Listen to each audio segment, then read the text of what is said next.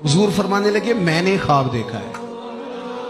या रसूलल्लाह सल्लल्लाहु अलैहि वसल्लम, क्या फरमाया? मैंने ख्वाब देखा। मैंने ख्वाब में देखा लोगों ने कमीजें पहनी हुई हैं, किसी की कमीज पेट तक है, किसी की पेट से भी ऊपर है। हुजूर फरमाते हैं फिर मैंने ख्वाब में उमर को देखा।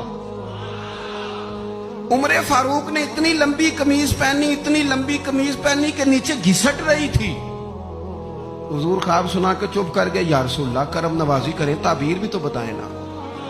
तो रसूल करीम ने फरमाया इसकी ताबीर दीन है। गोया फरमा रहे इतना लंबा कुर्ता हजरत उमर ने पहना है कि उमर तो दीन के अंदर लिपटे हुए हैं। सिरापा दीन, उठना दीन, बैठना दीन, बोलना दीन, आना दीन, फैसला करना दीन। उमर का हंस देना भी दीन, उमर का रो देना भी दीन, फारूक आजम का बदर में खड़े होना भी दीन, ओहद में आना भी